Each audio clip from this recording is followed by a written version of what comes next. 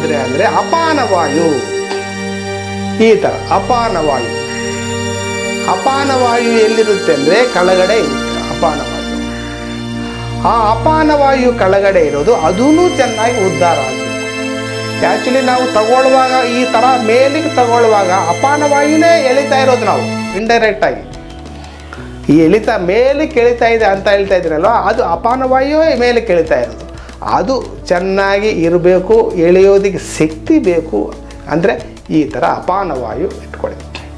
ಈ ಅಪಾನವಾಯುವಿಂದ, ಈ ಅಪಾನ ಮುದ್ರೆಯಿಂದ ನೀವು ಅದೂ ಇಂಪ್ರೂವ್ ಆಗುತ್ತೆ. ಆಮೇಲೆ ಪ್ರಾಣಾಯಾಮ, ಇನ್ನೊಂದು ಪ್ರಾಣಾಯಾಮ ಹೇಳ್ತೀನಿ.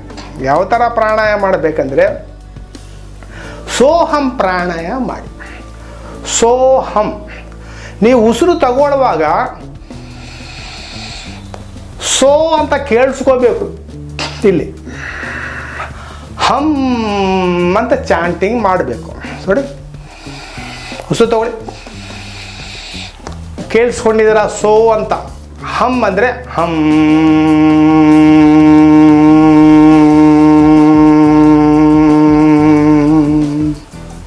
ಇನ್ನೊಂದು ಸತಿ